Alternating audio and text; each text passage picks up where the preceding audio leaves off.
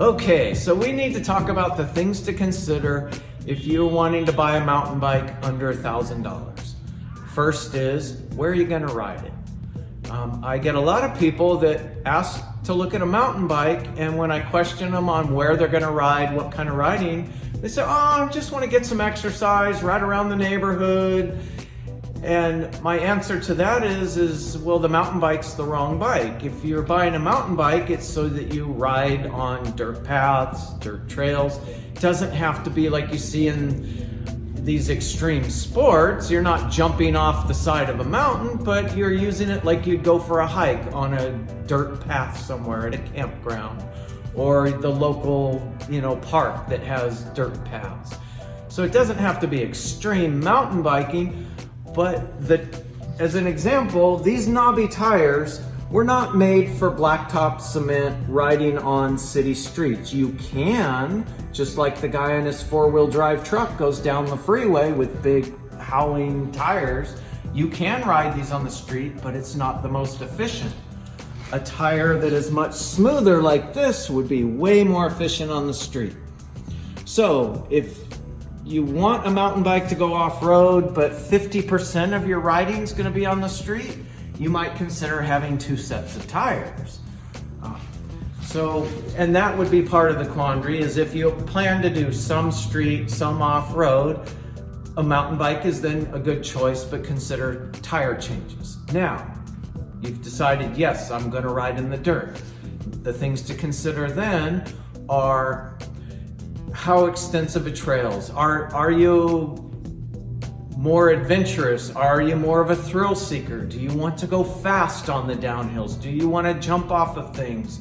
Do the people you're going to ride with do those things? So an entry-level mountain bike at the bare basics might do just fine if it's just some fire roads and light off-road. You don't need a $900 mountain bike to do that.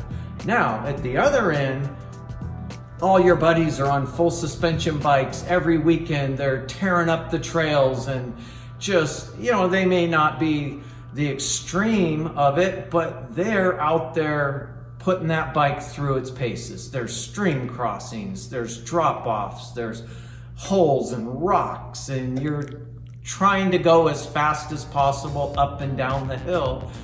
At that point, you're probably going to want to look at the quality, if nothing else, the quality of the front shock. This is what's going to do the bulk of the work for you. Is that front shock, the better quality that is, the better the bike is going to handle. After that, the quality of the brakes.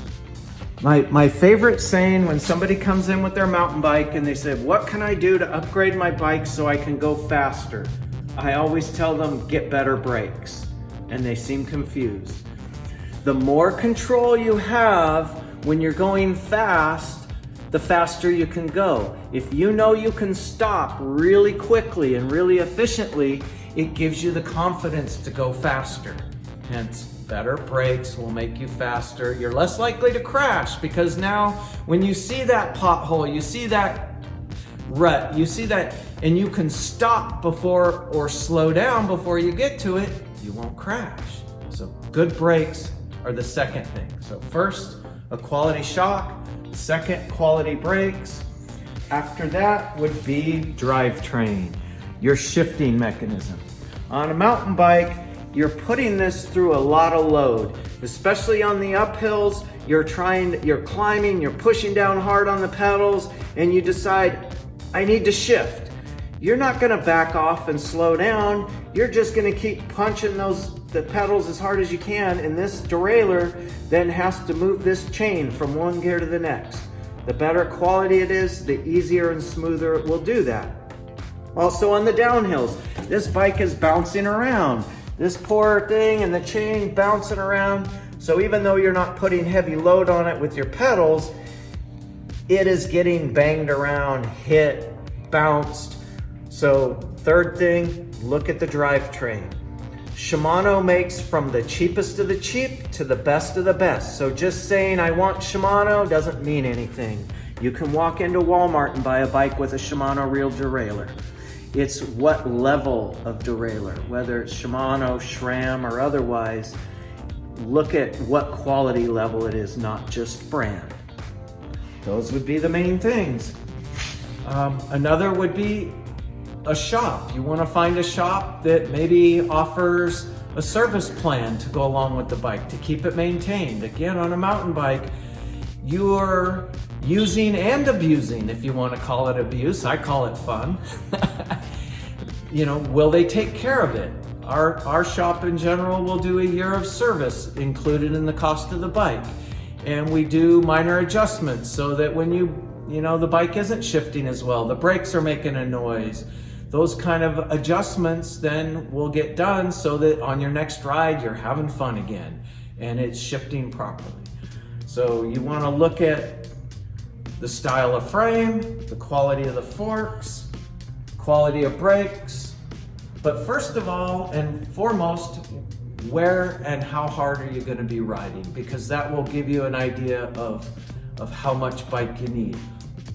A lot of people, especially avid riders or some bike shops, will say an entry-level bike is $1,000. You don't need a $1,000 bike to ride on some dirt roads and just go have some fun. So don't worry about that.